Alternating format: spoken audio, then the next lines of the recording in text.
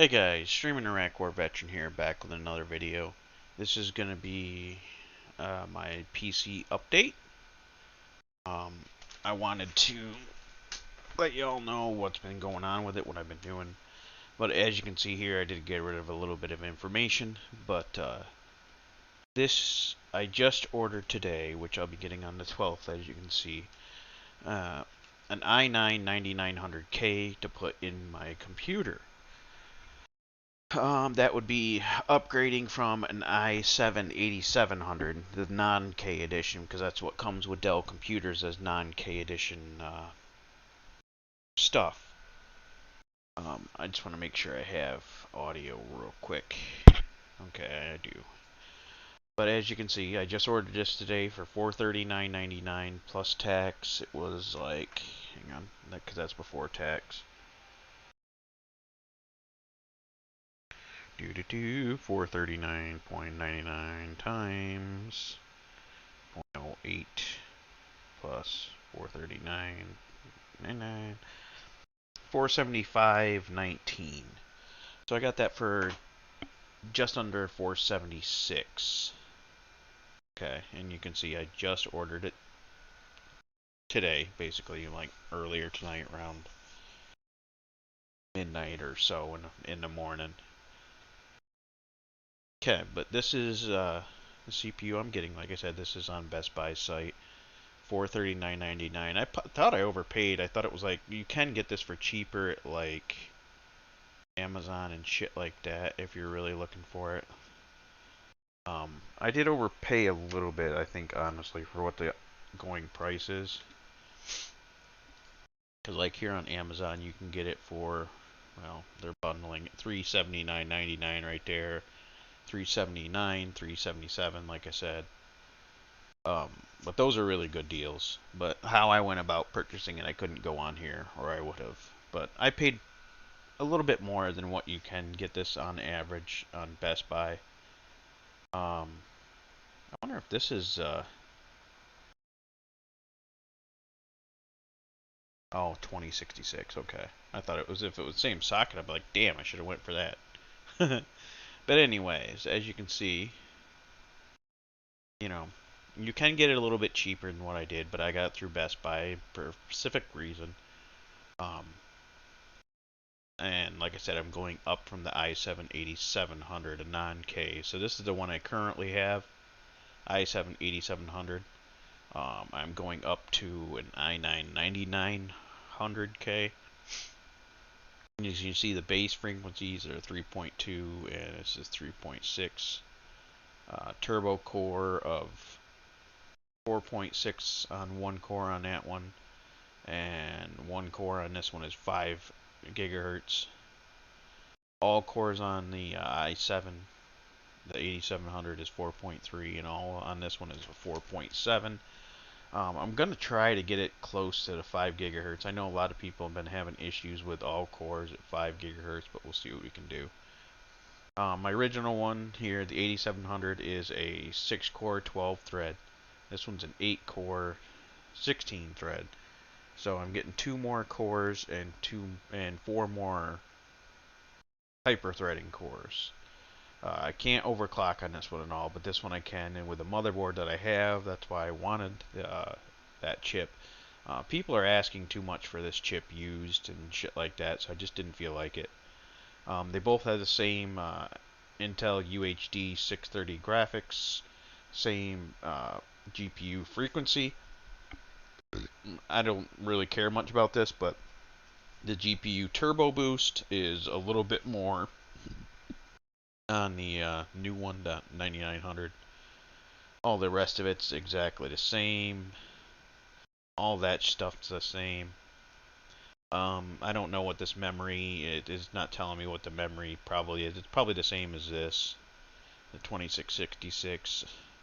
So it's only dual channel, not quad channel, which is fine. The only other difference is your level 2 and level 3 cache. I don't know what the level 2s are on this very well. I'd have to go into Intel's.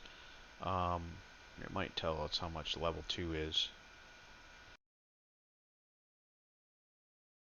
But it does have a level 2 cache and an amount if can't find on here, I'll do like a thing later on, something else. The CPU Z or CPU ID, whatever.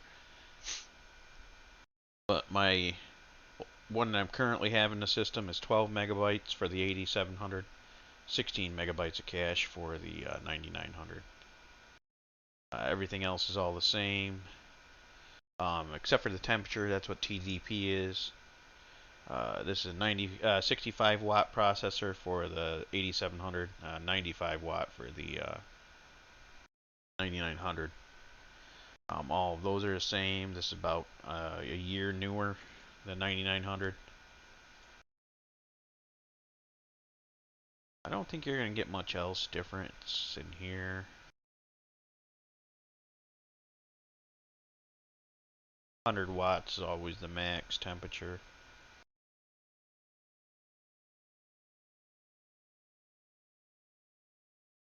Here's where the 9900K sits.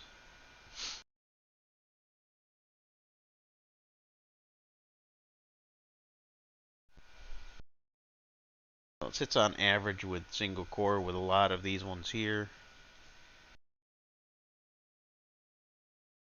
R32 multi-core. Well, same as some of the newer ones. So this is about in the middle to high end of Intel's CPU lineup now, even these newer ones. Granted, this newer one can go to 5.1, and that's why it's a very little bit more, but you're not going to see shit out of like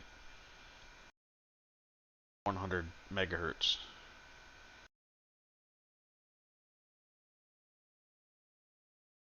Yeah, I was contemplating getting the KS model, but I was like, yeah, if it didn't have it, and I was like, fuck it. Ugh.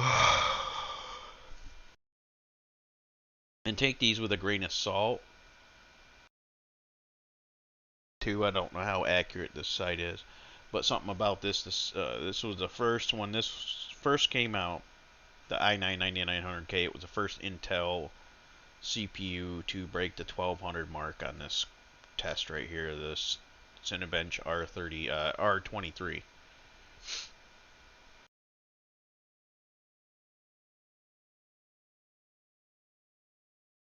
Geekbench and all sorts of other stuff. Yeah, the GPUs suck ass. That's obvious.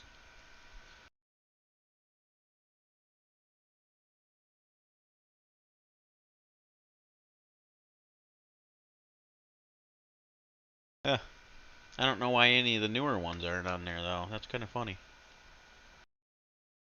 Blender. They're all pretty close. So that BMW means it's the BMW render test. Geekbench 3.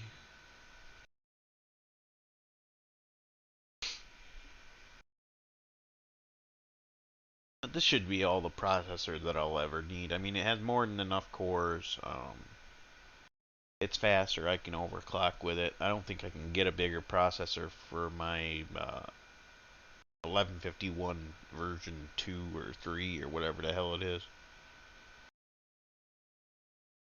A lot of people compare it to this chip, this 8086 from Intel. I don't know what brand that one is.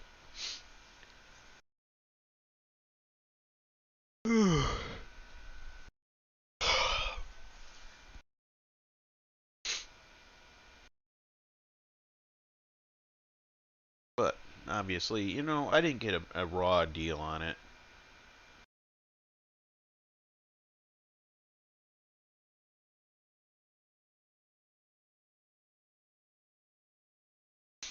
You need another way we can compare if I show you here.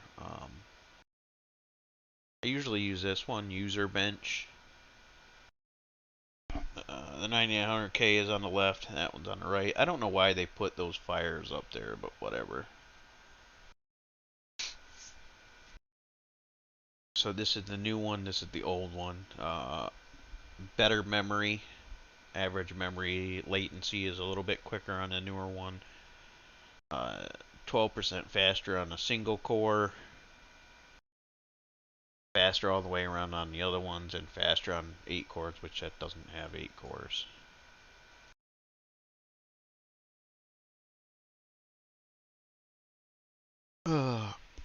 This is their overclock score. If you overclock it, you can get a lot better.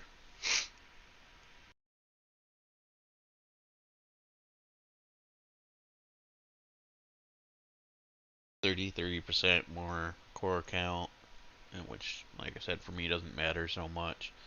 Base frequency's 12% faster. The turbo percent is 9%, which actually mine usually. I know. It's probably, yeah, it's loading. Mine usually turbos around 4.3.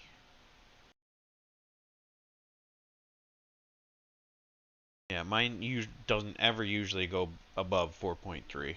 If it does, it's only a few points. But another thing I'm really going to have to be careful with is the temperature. I guess that a 900, the 9900 is a hotter chip. But the other reason why I switched to it is because it's soldered on instead of glued on the integrated heat spreader.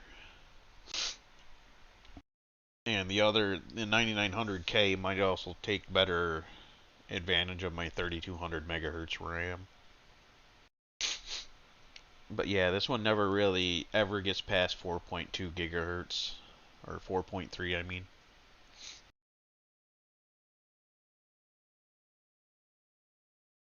So because it's from Dell, they probably have limits into it somehow. See, but this one,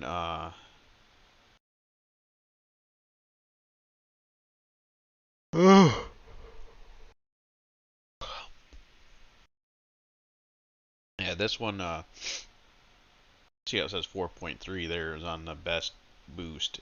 So it's not anywhere like what it says on the other thing.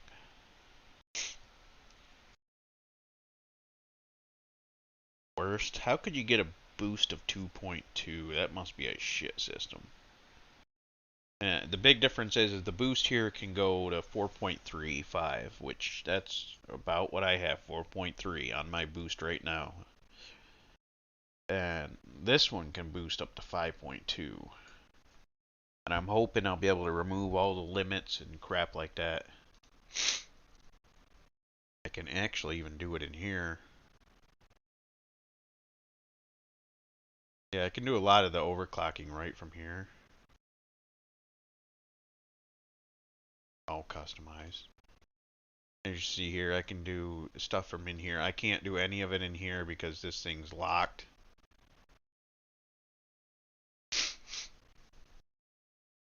What I'll probably end up doing is removing all the limits in the BIOS. So I can't mess with any of the voltages or anything like that.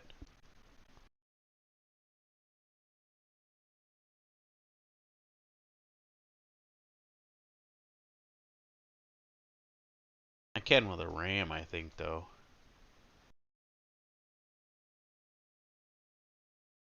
Ugh.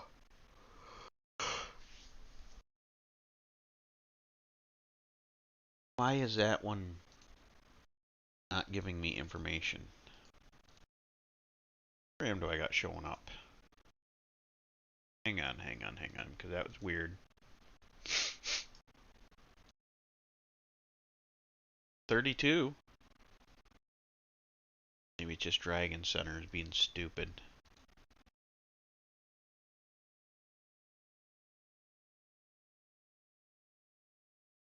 For some reason it's not reading that last one.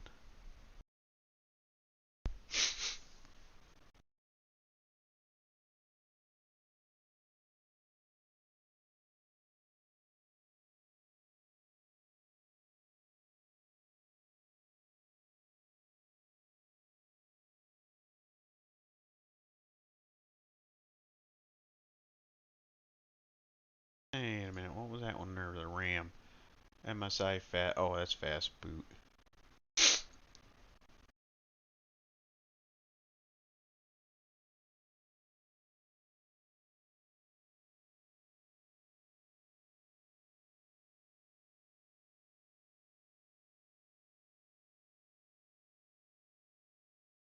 But definitely look forward to that. I got that coming, like I said, once again on the 12th.